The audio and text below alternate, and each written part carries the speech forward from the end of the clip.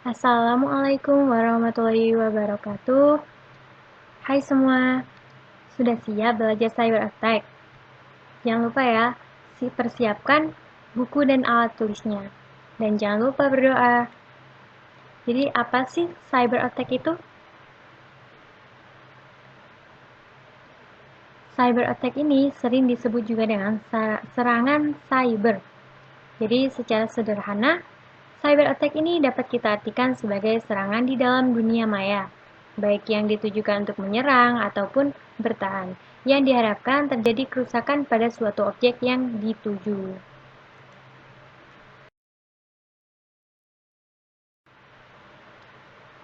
Ada banyak sekali cara yang dilakukan para hacker dalam melakukan cyber attack ini. Di antaranya yaitu malware. Apa sih? Satu, pengertian malware yaitu suatu program komputer yang diciptakan dengan maksud dan tujuan mencari kelemahan dari suatu software tanpa diketahui oleh pemiliknya. Istilah malware sendiri diambil dari gabungan potongan dua kata yaitu malicious, maksudnya berniat jahat, dan software, maksudnya perangkat lunak. Tujuan utama malware adalah untuk merusak dan mencuri data yang ada pada sistem atau perangkat yang dimasuki. Bahaya sekali ya malware itu. 2. Jenis-jenis malware. Apa sih jenis-jenis malware? Ada beberapa jenis malware yang biasa menyerang komputer, yaitu spyware, worm, virus, trojan, horse, ransomware, adware, bot, rootkit. Jadi, ada banyak sekali jenis-jenis malware. Yang ketiga, jalur masuknya malware. Jadi, lewat apa sih malware itu masuk? Berikut ini adalah beberapa jalur masuknya malware, yaitu melalui program lain, maksudnya melalui Force-shared, Kaza, Zidu, kemudian melalui website resmi, melalui perangkat web browser, melalui aplikasi bajakan, melalui film subtitle, melalui printer, melalui sistem operasi. Jadi banyak yang tidak mengira ya bahwa di film subtitle ini bisa menjadi jalur masuknya malware. Jadi kita harus hati-hati ya.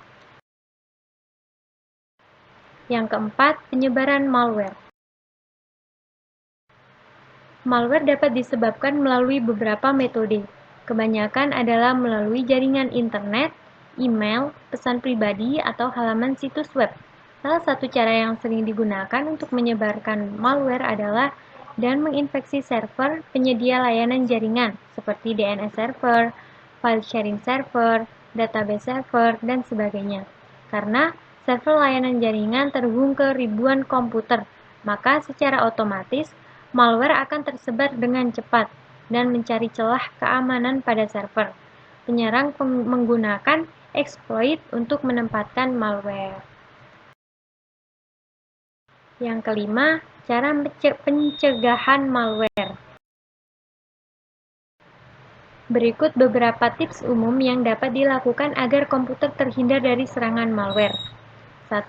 Hindari menggunakan program bajakan dan crack. Jadi, ketika kita menggunakan suatu program ya, kita usahakan gunakan program yang sudah legal, jangan asal menggunakan program bajakan. Kemudian, selalu update sistem informasi, software aplikasi, dan browser yang digunakan. Pasang antivirus dan pastikan juga selalu update. Jadi ketika telah ada perintah untuk mengupdate ya, kita usahakan segera kita lakukan pengupdatean. Kemudian aktifkan firewall Windows. Hindari website yang menyediakan software bajakan dan crack.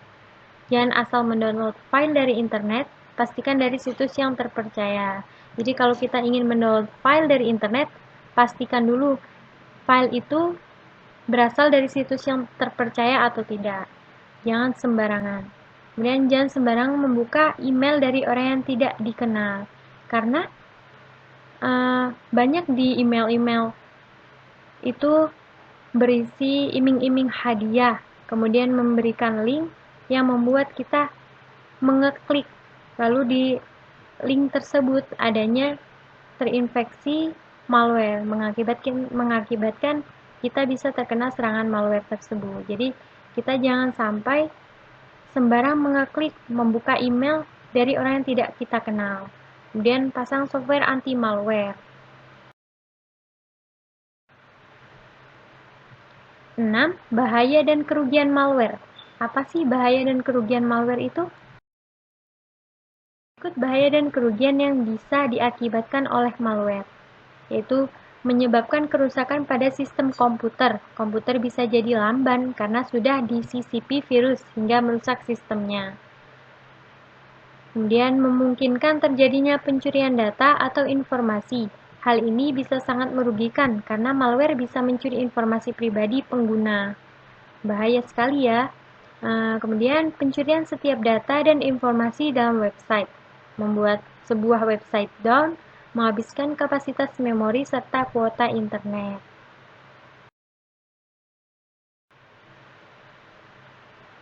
Yang ketujuh, cara mengatasi malware.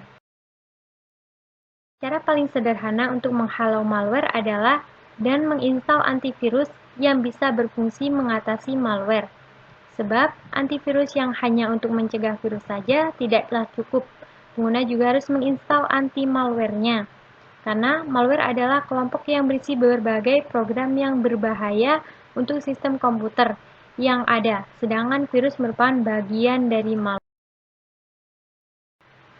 Jadi, malware ini nih bisa menyusup lewat email, download internet, hingga program yang terinfeksi. Jadi kalau kita tidak hati-hati ya, kita bisa saja secara tidak sengaja memasukkan malware ini ke komputer kita saat kita sedang berselancar di internet. Jadi intinya ya kita harus hati-hati agar tidak sampai terkena serangan malware. Okay, thank you for your time and attention during our presentation. Wassalamualaikum warahmatullahi wabarakatuh.